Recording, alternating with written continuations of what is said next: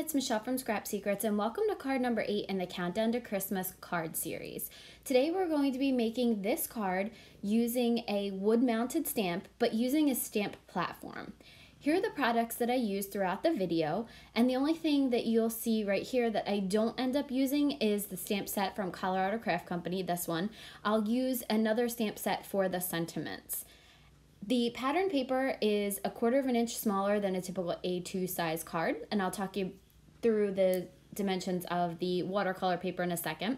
I was just showing you there how you could pull the stamp off of the wood mounted block. It's very easy to do. If it is giving you a little bit of trouble and you don't want to rip it, you can heat it up and the image should pop right off. And just make sure you don't rip the gray foam behind it. And you want to make sure when you are putting it in your stamping platform that you use the same method you would for a red rubber stamp. So pull out the black piece that's in there. If you're using the Tim Holtz Tonic one, you're just going to flip it to the rubber side. So it's much easier to do to stamp it without the block because you can see exactly where that image is going to stamp. I'm going to ink it up with Catherine Pooler Midnight Ink because we are going to be using some Inktense watercolors, and this is stamped on some Canson XL Watercolor paper. So because of the texture of it, I do stamp it twice, I believe, and it comes out really, really well. Catherine Pooler ink gives very good results. I'm really happy with it, besides it being messy, but I think that might be user error. So now I'm just going to be laying down 2 different colors in the darkest area. I'm going to be using poppy red as well as fuchsia in where those hash marks are because that's where the darkest areas would be. And then we're going to be blending those out with a water brush. And I've never done this before, mixed 2 colors, and it came out really, really well. I was just trying to see how this would all work because I didn't know. I was experimenting, and I'm not great with watercolor, but I just wanted to see how blending 2 colors, I felt like it was like mixing paint, that, it should be fine because they're watercolor pencils. So that's what I'm going to do. You'll see me go back in with a lot more of that poppy red. The fuchsia, there's only those couple of pieces that I went in. Then I sprayed some water from the Distress Sprayer on my glass media mat and picking a little bit of that water up and going over the darkest areas first to blend that fuchsia and the poppy red. And then I'll go back in and pull out some of that red color. I do actually go back a little bit later, I think off camera, and go directly from the pencil and put the paintbrush on there with a little bit of water to fill in the middle a little bit because I feel like when it was done, I didn't have enough red color in the middle. I had too big of a highlight. So I wanted to leave a little bit of highlight on the hat just to give it a little bit of dimension, but I think it came out pretty well. It doesn't look the same on camera now that I'm looking at it as it does in real life. It looks a little bit more pink, but that's probably the lighting. So then I'm going to use 2 colors of green for the leaves, and I use apple green and teal green. I'm using the teal green right now. I didn't realize that there was an actual 3rd color of green. It probably would have been the one that I would use. Would have used if I saw it in there. I just have a bucket of watercolor pencils and I couldn't find it when I was looking, and it's called leaf green, which probably would have been like the perfect color green, but I do like that teal in there. And then I'm going to go in with, for the berries, I'm going to go in with a little bit of poppy, really light. I wanted a light color of red on those holly berries.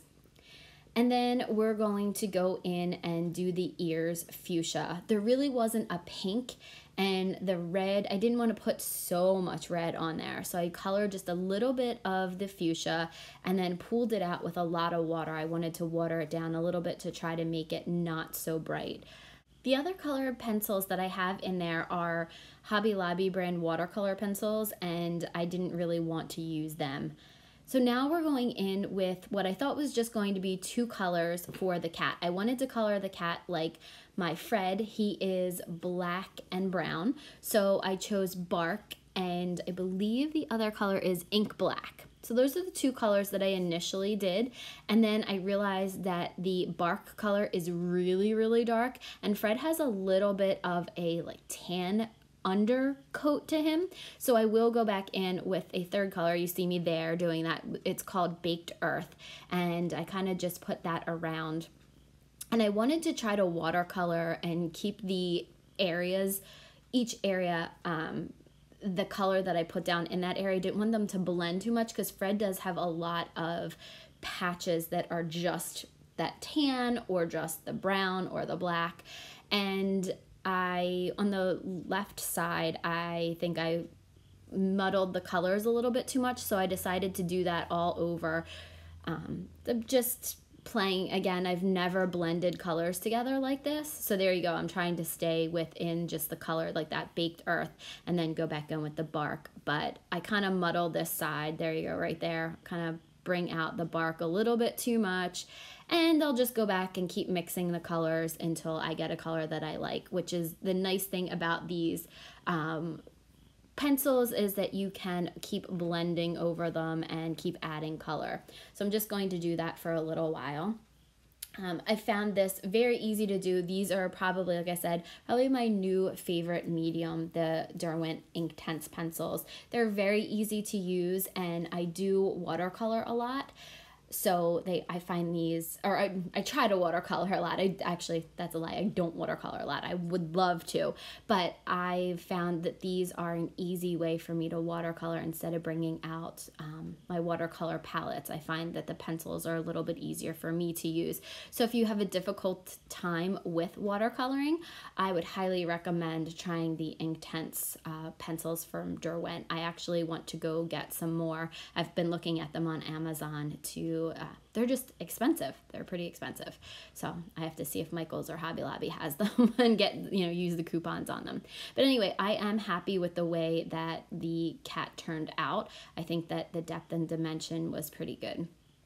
So unfortunately with this, there was no real light blue color. So I do end up going in with a very light color from the Hobby Lobby brand and just going around the pom-pom on the bottom as well as the fur on the trim of the hat after I do all this. And I will also color in his nose fuchsia. So I hope that you guys are enjoying this series, and I'm trying to do all different types of mediums, all different types of stamp sets, different stamp companies, so you guys get a really good representation of what's out there. Let me know if there's a technique that you want me to do. What's your favorite card making technique that you would love to see a video of? I do have some fun fold cards coming up. If you've seen my Halloween series, we're doing a Halloween series. It's not exactly a hop. I will post every Sunday, so I have to do my video for this Sunday, this weekend. I'm working on that. I have some really, really good ideas. I think we're going to do a fun fold this weekend. So lots and lots of card ideas and lots of time being spent in the craft room, especially since tomorrow is World Card Making Day. If you guys don't know what that is, there are different stamp companies that give away different prizes. So I know that I think Kathy Zilski had posted something about it. I think Concord and Ninth does some things. So Google World Card Making Day and you can find out a bunch of information about it. So now I'm just taking my white gel pen to go into the eyes and just put the little dots on him, just to kind of, sometimes I like doing that after I've stamped, because sometimes that you lose like that crispness of the white of the eye. So I decided to use the Sunny Studio stamp set called Santa's Helper. They have this little sentiment that says Santa Paws, and I thought the front needed just a little something. So let me measure this out for you. And I apologize if you heard Lucy purring. She was sitting on my lap. She was a little agitated earlier, so I actually took her on my lap. So the card dimensions, the dimensions of this piece right here is 4 3/4 by, by 3.